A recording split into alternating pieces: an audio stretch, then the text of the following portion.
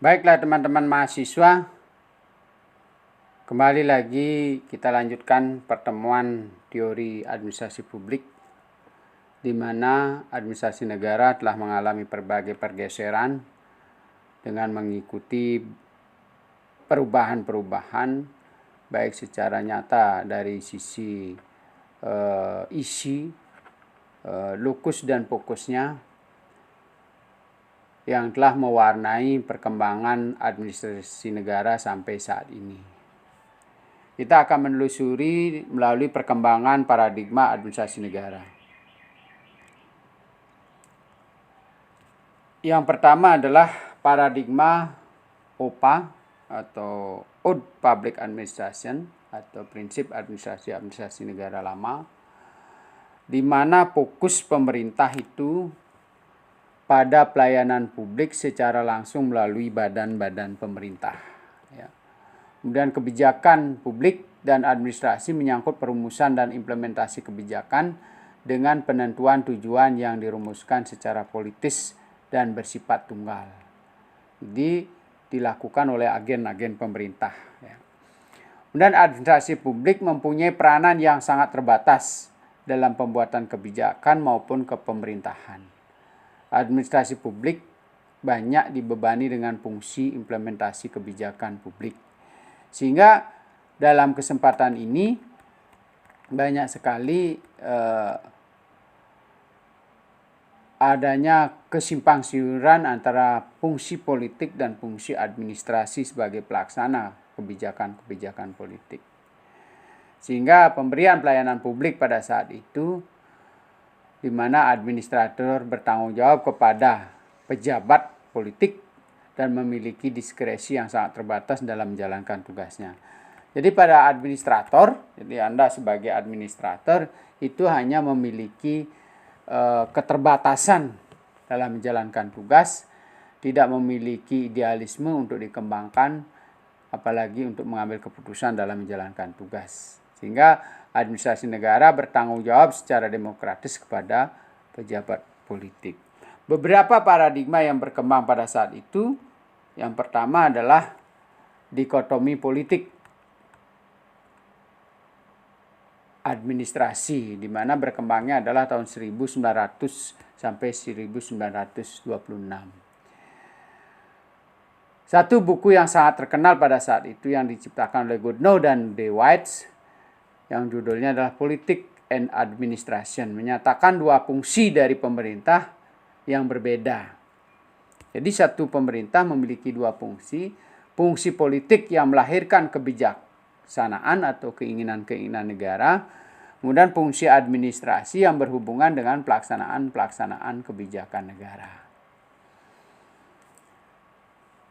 Oleh sebab itu, politik harus memusatkan perhatiannya pada kebijakan dan ekspresi dari kehendak rakyat, sedangkan administrasi itu adalah sebagai pelaksana. Implikasi paradigma ini adalah administrasi harus dilihat sebagai sesuatu yang bebas nilai, serta diarahkan atau berfokus untuk mencapai nilai-nilai efisiensi dan ekonomi dari birokrasi pemerintah. Ya, sedangkan fokusnya yaitu metode atau fokus bahasannya dalam administrasi publik kurang menjadi perhatian. Ya, jadi istilahnya tuh, administrasi negara, para pelaku-pelaku administrasi negara ini kurang menjadi perhatian. Fokus mereka adalah pada proses politik. Sehingga administrasi negara memperoleh legitimasinya ya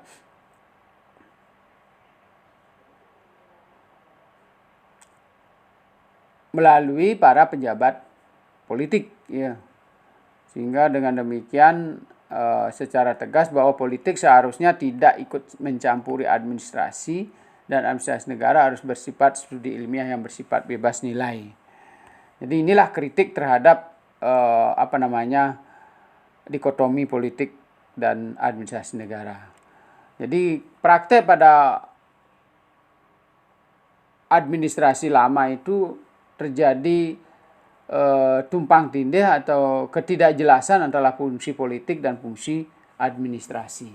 Oleh sebab itu, De Waard mempersyaratkan supaya politik itu tidak mencampuri soal administrasi, sehingga administrasi bisa bertugas secara ilmiah sesuai dengan bidang pekerjaan mereka. Prinsip atau paradigma yang kedua adalah prinsip-prinsip administrasi negara yang berkembang 1927 sampai 1937. Karya ini diilhami oleh Wilkes-Bottom ya. Jadi Wilkes-Bottom itu pada fase administrasi diwarnai oleh berbagai macam kontribusi dari bidang-bidang lain seperti industri, manajemen ya, yang memberi dampak pada prinsip-prinsip administrasi publik. Jadi di situ mulai berkembang prinsip-prinsip administrasi yang saudara mungkin sudah kenal ya, dari Taylor ya, prinsip-prinsip ilmiahnya,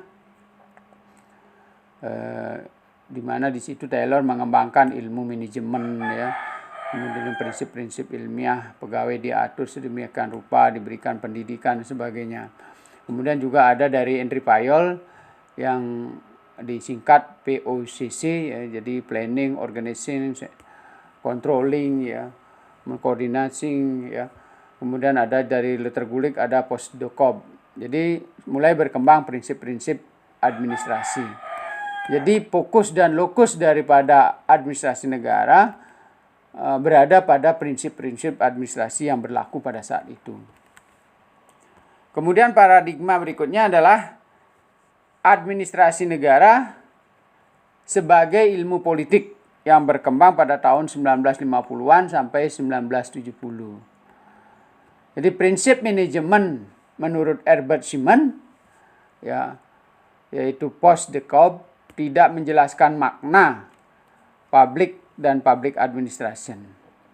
Jadi prinsip yang disampaikan oleh Luther Gulick yang disingkat sebagai Postdocov ya, itu sebenarnya menurut Simon itu tidak menjelaskan makna public dan public administration itu sendiri. Yang seharusnya dilakukan administrasi terutama dalam hal pengambilan decision making atau pengambilan keputusan. Kemudian perdebatan dari dikotomi administrasi politik, muncullah elemen-elemen dasar dari administrasi publik yang kemudian mempertanyakan pemisahan antara politik dan ekonomi sebagai suatu hal yang tidak realistis dan tidak mungkin. Maka kesimpulannya pada fase paradigma ini adalah menerapkan suatu usaha untuk menetapkan kembali hubungan konseptual antara administrasi saat itu, karena hal itulah administrasi pulang kembali ke induknya, yaitu ilmu politik. Akibatnya terjadi perubahan pembaharuan lokus, yakni birokrasi pemerintah. Jadi pada paradigma ini administrasi negara dikembalikan lagi pada posisi induknya berada di ilmu politik itu sendiri, yaitu birokrasi pemerintah. Kemudian paradigma berikutnya masih dalam OPA adalah administrasi negara sebagai administrasi. Paradigma ini menunjukkan bahwa isi dan fokus pembicaraan sebagai suatu paradigma menekankan pada administrasi sebagai fokus kajiannya, tetapi tidak pada lokusnya. Jadi ia menawarkan teknik-teknik yang memerlukan keahlian dan spesialisasi. Jadi yang dikembangkan pada administrasi negara sebagai administrasi, di mana administrasi negara itu sudah memiliki rumah sendiri, yaitu administrasi, bukan politik itu sendiri ya, tapi administrasi ya. Maka yang dikembangkan pada paradigma di sini adalah keahlian dan spesialisasi. Jadi pembicaraan administrasi berikutnya berkenaan dengan spesialisasi apa yang bisa ditampilkan dari sebuah perkembangan administrasi negara. Kemudian paradigma kelima, administrasi negara sebagai administrasi negara. Sehingga fokus dan lokusnya mulai dikembangkan di dalam administrasi negara itu sendiri. Ini diawali oleh pemikiran Herbert Simon. Ada dua aspek yang perlu dikembangkan dalam sistem administrasi negara. Yang pertama adalah ahli administrasi negara meminati pengembangan suatu ilmu administrasi negara yang murni. Kemudian yang kedua, suatu kelompok yang lebih besar meminati suatu persoalan-persoalan mengenai kebijaksanaan publik. Jadi ada dua fokus pekerjaan. Yang pertama adalah ahli administrasi negara. Yang kedua adalah ahli kebijakan publik. Ya. Jadi ini menjadi fokus perkembangan pada saat administrasi negara sebagai administrasi negara. Dengan demikian, adanya teori bahwa administrasi negara merupakan ilmu kebijakan, menjadikan ilmu administrasi negara atau publik menjadi lebih dinamis. Sehingga administrasi negara tidak lagi hanya berbicara tatanan birokrasi, tetapi lebih kepada pelayanan publik melalui kebijakan. Selanjutnya, administrasi negara juga mulai bisa melibatkan teori ekonomi untuk mewujudkan kebijakan publik. Nah, perkembangan kemajuan berikutnya muncullah paradigma baru yaitu MPM dan MPS. New Public Management dan New Public Service. Jadi New Public Management itu mengarah pada bagaimana tata kelola pemerintahan yang dulunya adalah tunggal, yang dilakukan oleh agen-agen pemerintah saja, sekarang mengarah kepada MPM, New Public Management, yang sudah melibatkan swasta, yang sudah melibatkan prinsip-prinsip ekonomi. Ya. Jadi mulai ukuran-ukurannya ada tentang produktivitas, ya, kemudian akuntabilitas publik, efisiensi dan sebagainya. Ya. Nah, apa yang berkembang pada saat paradigma baru ini? Ada gerakan reformasi tahun 1970-an. Ya. Jadi gerakan reformasi tahun 1970-an itu melibatkan pemikiran tentang mewirausahakan birokrasi, reinventing governance, ya. Jadi bagaimana pemerintah bisa juga melakukan atau meminyaki diri sendiri dengan tidak hanya melakukan fungsi sosial tetapi juga menghasilkan sumber-sumber pendapatan yang layak untuk dikembangkan untuk melaksanakan kebijakan-kebijakan negara. Jadi ini salah satunya.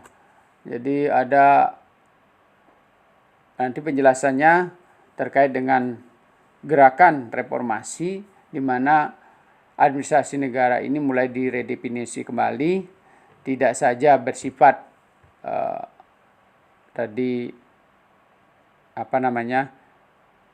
sosial, pekerjaan-pekerjaan yang dilakukan oleh administrasi negara, tetapi juga berkaitan dengan bagaimana mereka mewirausahakan birokrasi. Jadi unsur-unsur pemerintah didukung oleh prinsip-prinsip wirausaha, yaitu kejujuran, ya, kemudian kreatif, inovasi, kemudian juga menghasilkan pendapatan dari situ untuk memperbesar kapasitas dari pemerintah. Ya. Kemudian pergerakan berikutnya adalah di paradigma 7, from government to governance, ya. Jadi kegiatan yang dilakukan oleh administrasi publik di dalam administrasi pemerintah itu adalah untuk melayani masyarakat yang banyak diwarnai oleh kepentingan-kepentingan politik dari para pejabat publik atau para pengambil kebijakan. Nah, kemudian diarahkan ke governance bagaimana melakukan tata kelola pemerintahan yang baik dengan melibatkan berbagai komponen-komponen masyarakat, ya, apakah swasta, apakah masyarakat, atau juga unsur-unsur lain di dalam masyarakat untuk meningkatkan kapasitas administrasi negara dalam melakukan layanan publik. Nah, itulah perkembangan paradigma yang dikembangkan, yang dialami oleh administrasi publik. Yang perkembangan terakhirnya adalah the future digital atau e-governance. Nah, ini perkembangan paradigma administrasi negara yang paling mutakhir, yang juga nanti akan kita pelajari. Mungkin saudara sudah mendapatkan juga pelajarannya, yaitu governance digital, ya, bahwa unsur-unsur pelayanan publik kita sudah bisa diterjemahkan melalui digital, ya.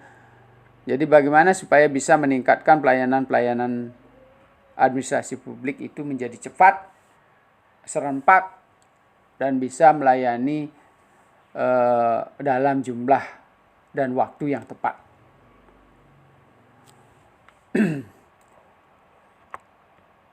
Bagaimana perbedaan Public Administration, MPM, dan MPS dapat saya jelaskan sebagai tabel berikut ini. Yang pertama dari sisi aspek, kita lihat teori utama dan pondasi dari epistemologis dari teori tersebut. Yang pertama misalnya OPA sangat dipengaruhi oleh teori politik atau menggunakan teori politik.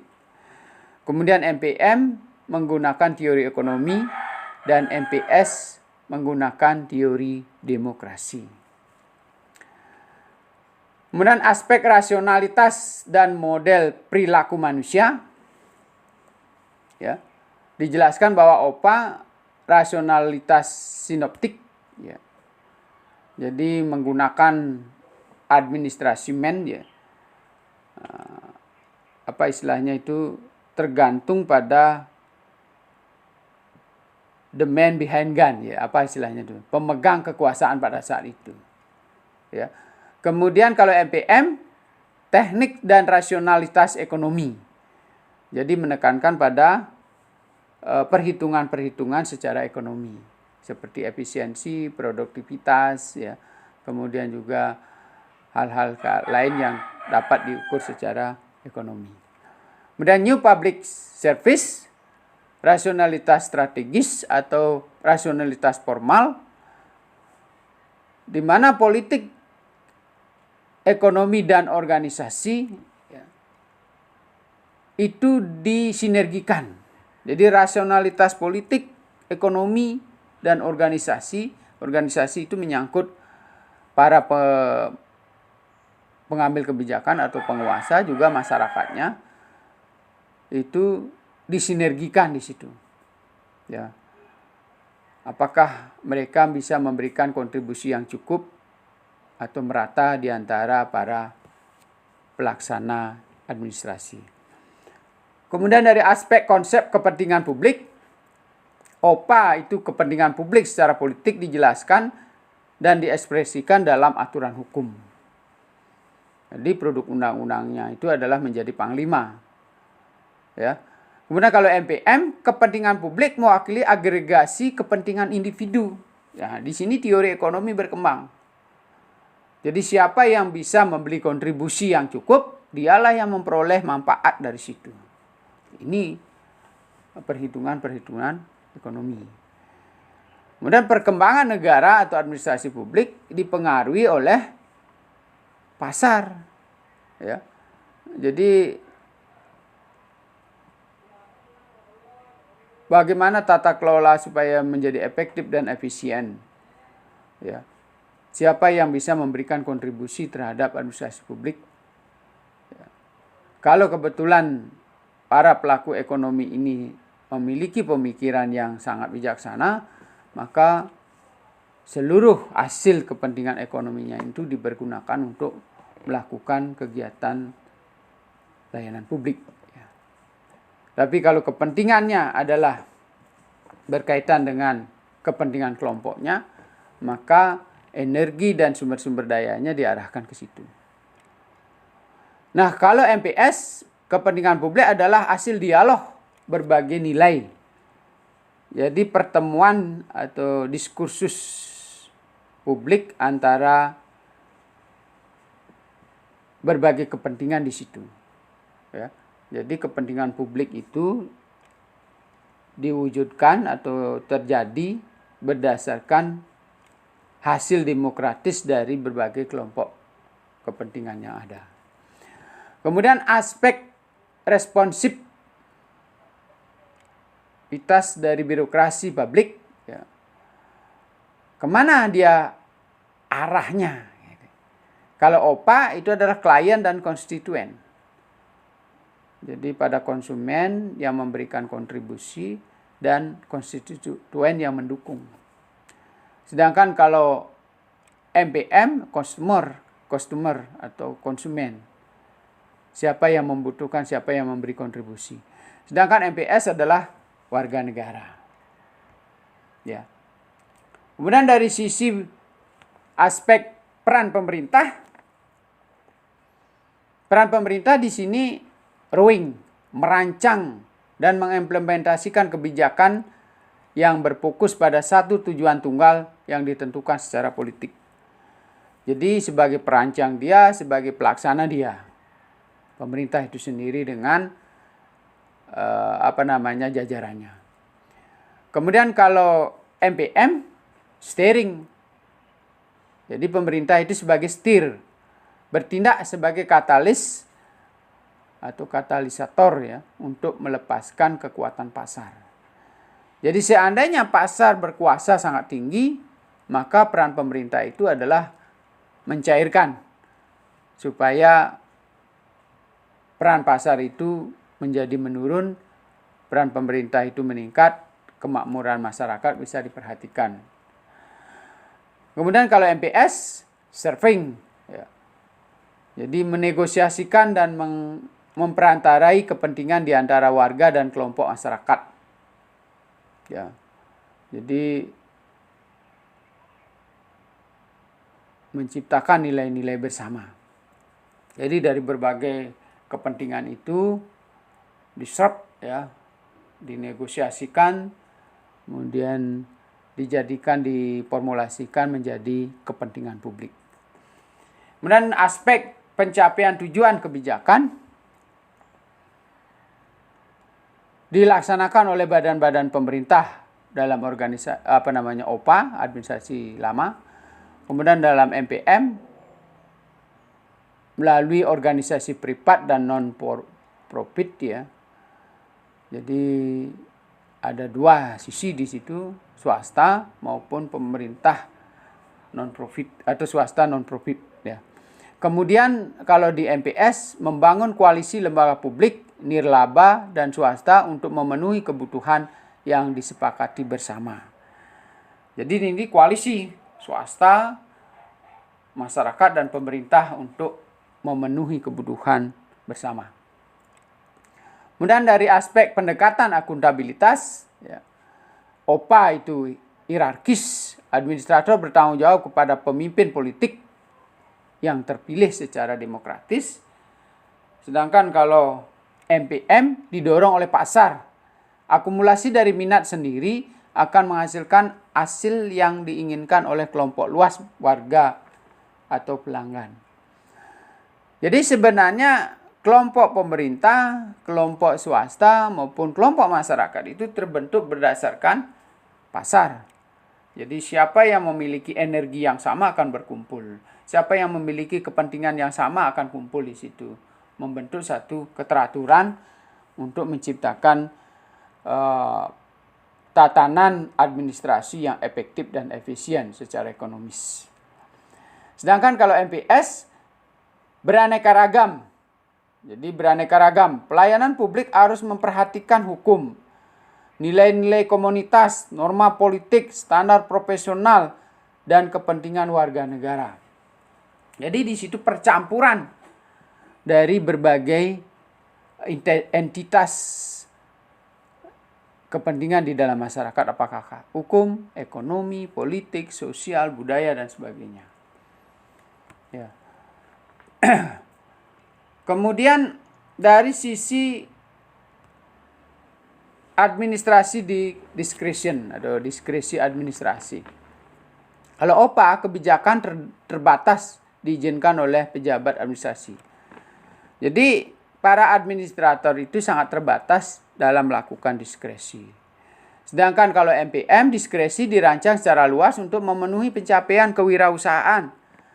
Jadi diskresi dimungkinkan manakala untuk mencapai efisiensi. Jadi asal sudah mencapai efisiensi atau tingkat ekonomi tertentu, silakan. Basicnya adalah kewirausahaan. Sedangkan kalau MPS, diskresi dibutuhkan tetapi dibatasi oleh tanggung jawab. Ya. Jadi kenapa diskresi itu dibutuhkan? Nah, muncullah berbagai alasan seperti tadi, apakah tatanan nilai tidak sesuai di masyarakat, kebutuhan masyarakat yang tidak sesuai, dan sebagainya. Banyak kolaborasi yang bisa menentukan diskresi yang berkembang di MPS. Dari aspek struktur organisasi, kalau OPA birokrasi yang ditandai dengan otoritas top down.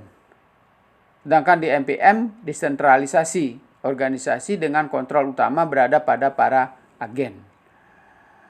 Kemudian kalau di MPS, struktur kolaborasi dengan kepemilikan yang berbagi secara internal dan eksternal. Ya. Kemudian dari aspek asumsi terhadap motivasi pegawai dan administrator, ya. Kalau di OPA, gaji dan keuntungan perlindungan terhadap aparatur publik. Jadi yang disejahterakan itu adalah berkaitan dengan aparatur publik diutamakan.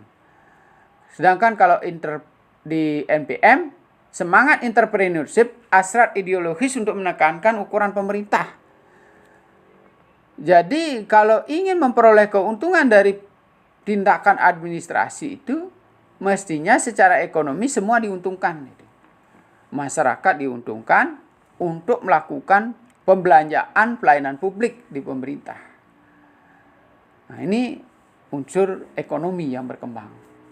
Sedangkan kalau di MPS, pelayanan publik dengan keinginan melayani masyarakat. Tidak semata-mata berkaitan dengan keuntungan atau keberlanjutan dari sisi pelayanan publik, tetapi juga keberlanjutan dan tingkat kesejahteraan dari masyarakat yang dilayani. Ya. Secara gamblang akan saya jelaskan terkait dengan OPA itu sendiri. Jadi fokus pemerintah pada pelayanan publik secara langsung melalui badan-badan pemerintah. Tadi sudah dijelaskan ya. Kemudian kebijakan publik administrasi menyangkut perumusan implementasi kebijakan penentuan tujuan dirumuskan secara politis dan tunggal. Ya, tadi ini sudah saya jelaskan ini. Kemudian yang belum saya jelaskan, administrasi negara bertanggung jawab secara demokratis pada pejabat publik. Program publik dilaksanakan melalui organisasi hierarki dengan manajer yang menjalankan kontrol dari puncak organisasi. Ya. Kemudian nilai utama organisasi publik adalah efisiensi dan rasionalitas. Organisasi publik beroperasi sebagai sistem tertutup sehingga partisipasi warga negara itu sangat terbatas. Peranan administrasi publik dirumuskan sebagai fungsi manajemen pos de corps ya. Jadi Anda sudah tahu pos de corps ya. Nanti cari apa kepanjangannya ya. Planning, organizing ya.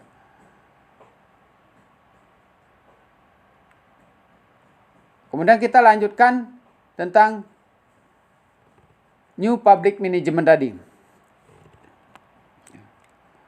Pemanfaatan manajemen profesional dalam sektor publik. Ya. Penggunaan indikator kinerja.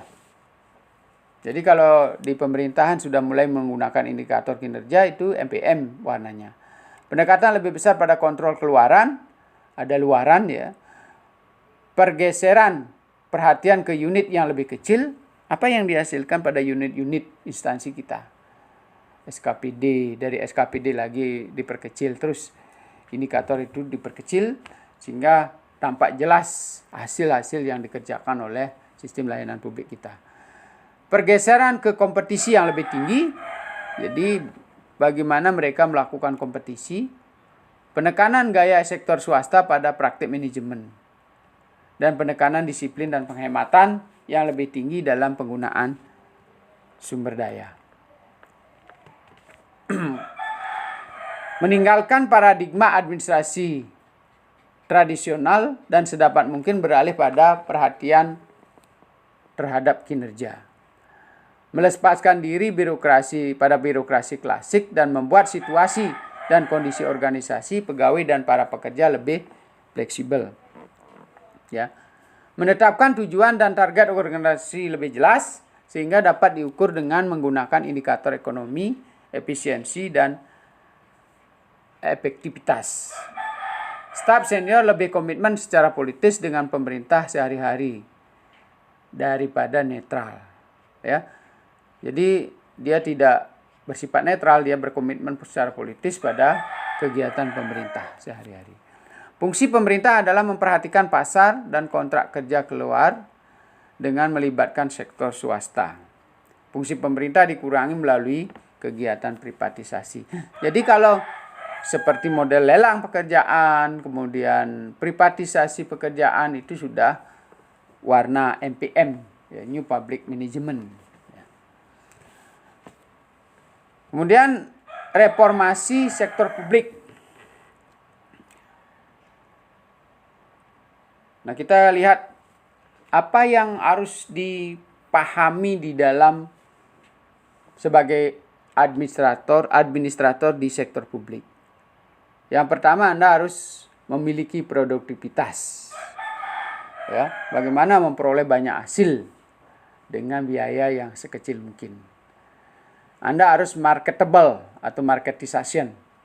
Pemerintah harus memiliki mekanisme pasar atau memiliki daya jual. Ya. Sehingga menimbulkan kompetisi di situ untuk mengurangi patologi birokrasi. Kemudian administrator kita juga harus orientasi pada pelayanan. Bagaimana pemerintah berhubungan dengan masyarakat agar program banyak mendukung kepentingan masyarakat. Kemudian ada desentralisasi, ya. Jadi sehingga semua level di dalam layanan pemerintah itu, ya, itu mampu melakukan pelayanan yang bersentuhan pada kebutuhan masyarakat. Kemudian warna berikutnya adalah policy. Bagaimana pemerintah memperbaiki kapasitas kebijakan publik. Jadi baik secara kualitas maupun dari kapasitasnya. Ya, sehingga dia semakin mampu menjangkau kepentingan-kepentingan masyarakat banyak. Kemudian yang berikutnya adalah performance akuntabilitas, kemampuan pemerintah untuk memenuhi janjinya. Nah, ini pendapat dari Gates. Nah, inilah yang harus dilakukan di dalam administrasi publik, ya.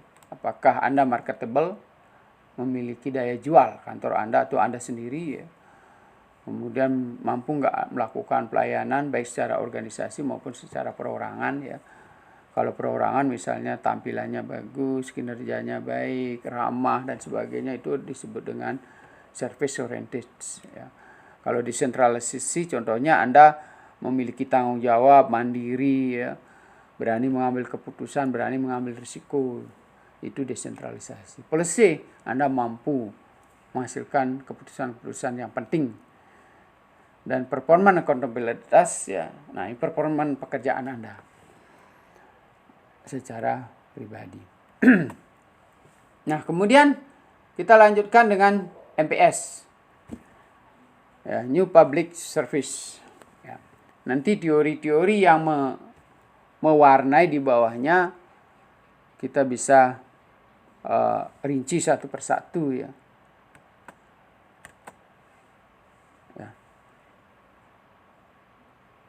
Kita lihat teorinya Den Haag ya. Set rather than steer. Jadi melayani daripada mengendalikan. Ya, jadi kita melayani.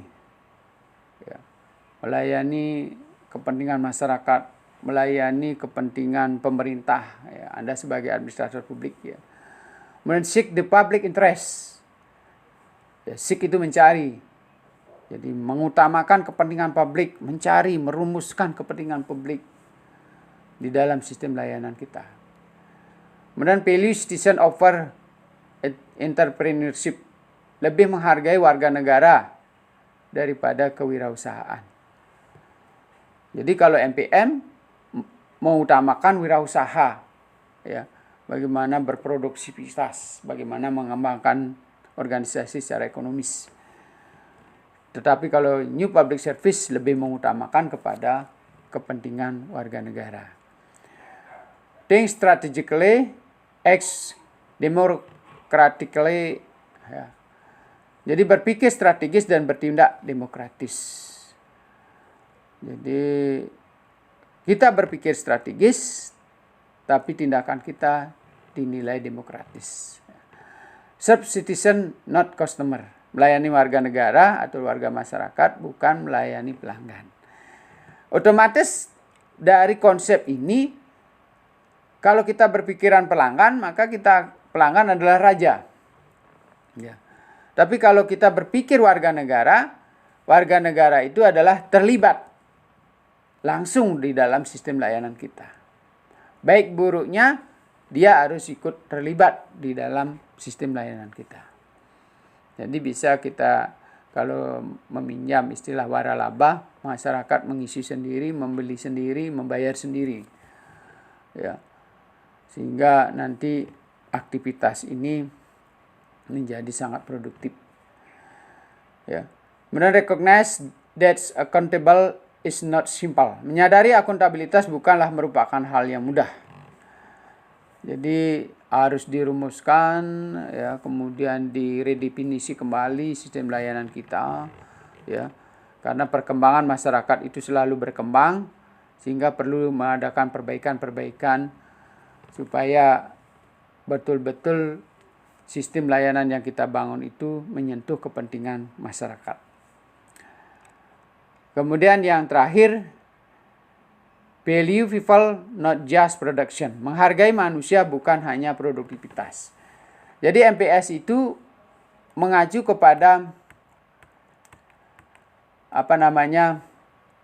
nilai-nilai yang berkembang di masyarakat, tidak hanya berkaitan dengan persoalan-persoalan